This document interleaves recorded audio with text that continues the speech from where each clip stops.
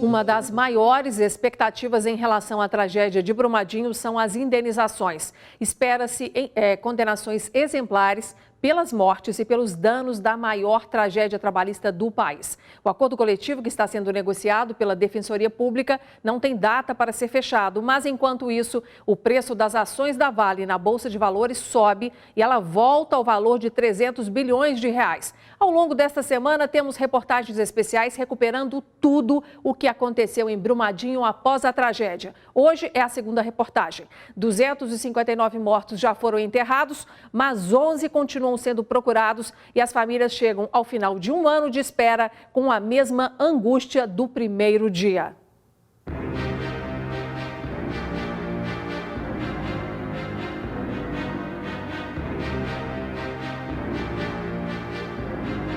Natália leva no peito a lembrança que não consegue esquecer.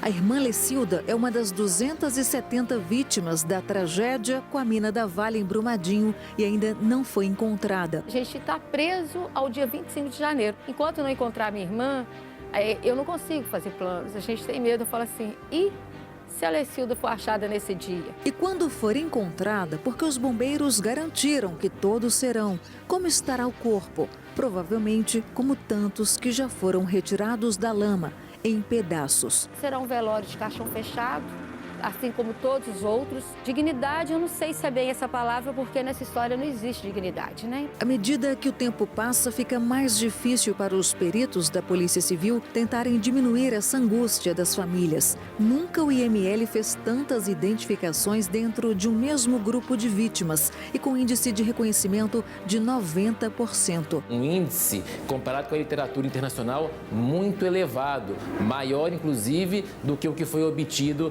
nas Torres Gêmeas. Os corpos ficaram muito fragmentados.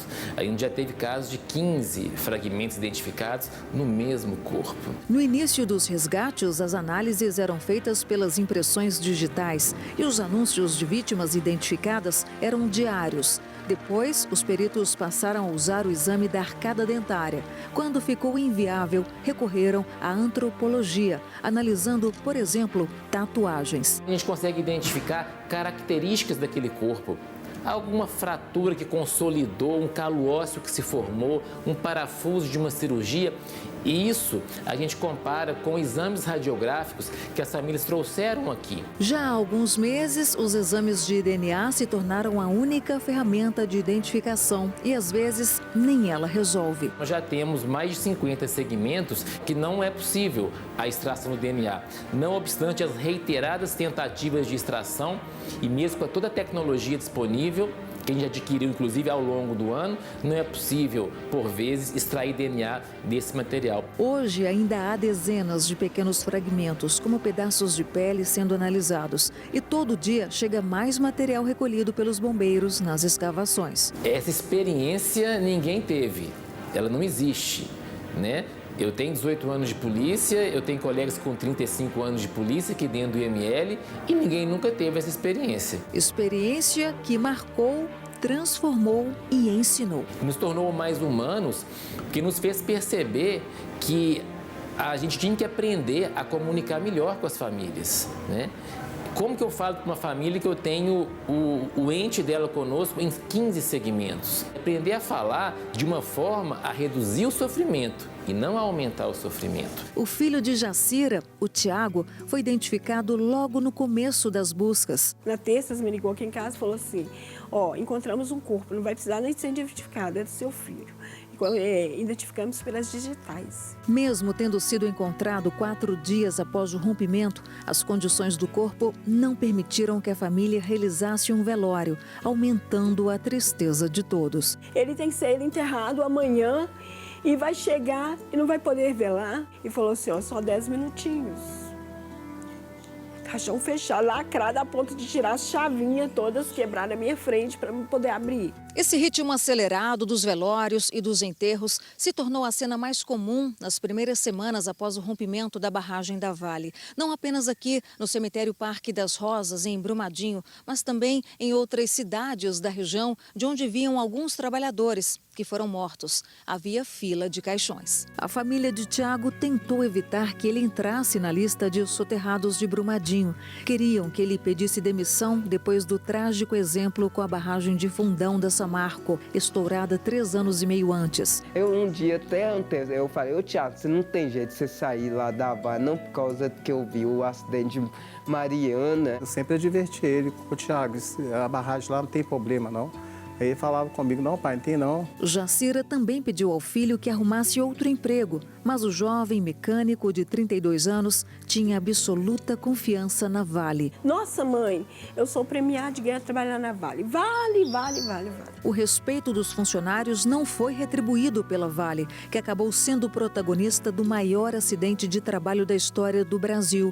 250 empregados morreram e ainda mais 20 moradores de comunidades de Brumadinho e turistas. Várias famílias destruídas, isso eu com 28 anos de empresa, é um peso muito forte para todos nós nas costas, né? A punição tem sido mais sentimental e judicial do que financeira, já que a Vale acaba de recuperar o valor que tinha no mercado após o rompimento da barragem de Brumadinho. Na época, a empresa chegou a perder 70 bilhões de reais num só dia, o que foi inédito no país. Mas já voltou ao patamar de 300 bilhões de reais que valia antes da tragédia, com cada ação acima dos R$ 57.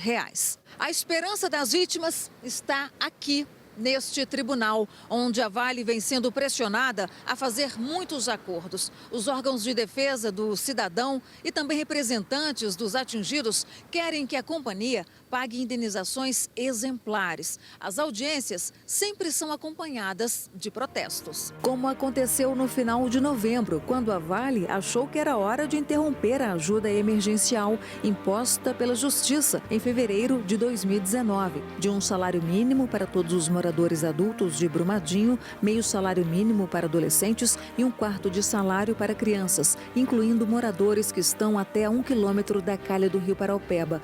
Os protestos impediram o corte total da verba, mas um novo acordo autorizou a redução de 50% nessas indenizações para quem não mora nas áreas mais atingidas pela lama e manteve os pagamentos por mais 10 meses. A Defensoria Pública está comandando o acordo coletivo extrajudicial de indenizações para as vítimas. O termo de compromisso que a gente criou, ele é tão bom, tão robusto e tão seguro para o atingido que a gente tem tido plena aceitação do acordo. Não quiseram esperar pelo acordo coletivo, que ainda não tem valor ou data para ser fechado, parentes de 3 turistas de São Paulo que morreram dentro da pousada Nova Estância. A Justiça mandou a Vale pagar quase 12 milhões de reais pelas mortes em setembro do ano passado. A Defensoria Pública ainda não tem o valor provável da causa coletiva, porque diz que as negociações têm que ser feitas devagar para não deixar nenhum dano de lado, mas as famílias que preferirem podem entrar com processo judicial. Só que ela não pode entrar no processo coletivo, usar daquele procedimento todo, ao final de ser isso não é conveniente para mim e agora eu quero entrar no individual. Ela precisa escolher previamente a porta que ela quer entrar. A Vale criou canais de atendimento para as vítimas relatarem os danos que tiveram e a forma que desejam ser ressarcidas. Para garantir que toda pessoa que se sentir lesada, sentir um dano não reparado, que ela construa sua proposta de indenização. E se houver uma determinação, uma apuração de que o que a Vale pagou até agora, a construção da composição de reparação da Vale é insuficiente, a diferença, a Vale, nesse acordo com a Defensoria Pública, já se comprometeu a pagar. Bom, nós temos aqui um balanço dos pagamentos feitos pela Vale até hoje. Segundo a empresa, são 2 bilhões e 410 milhões de reais usados em indenizações, intervenções ambientais, projetos socioeconômicos, apoio a medidas do poder público e descaracterização das barragens a montante em Minas. Além disso, doação de 77 veículos às forças de segurança no valor de 70 milhões de reais. Acordo de cooperação com a Prefeitura de Brumadinho para repasses de 32 milhões para a área da saúde, repasse de mais 382 milhões de reais a municípios que tiveram a arrecadação prejudicada por causa da suspensão da operação de várias minas e outros gastos com treinamentos de bombeiros e defesa civil.